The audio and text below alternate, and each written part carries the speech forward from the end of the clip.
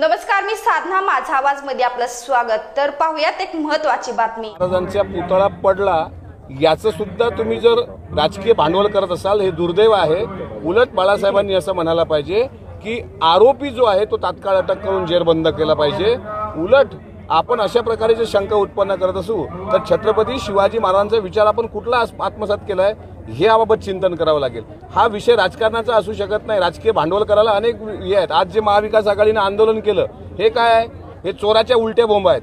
अरे तुम्ही बदलापूरला जो काही अत्याचार झाला एका चिमुरडीवर त्यानंतर जनतेने तो आंदोलन केलं, ते जनतेचं आंदोलन होतं।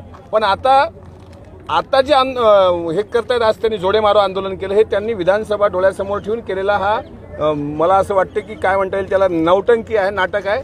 100 चूहे खाके बिल्ली हचको चली असा महाविकास आघाडीने केलेला आजच्या संपाच्या बाबत म्हणता येईल। हो, पण मला सांगा की आतापर्यंत या महायुती सरकारच्या काळात किंवा एनडीए सरकारच्या काळात संसद भवन बांधलं गेलं, ते गडायला लागलं, राम मंदिर बांधलं नवीन, ते गडायला लागलं, त्यानंतर आता पुतळा पण बनला।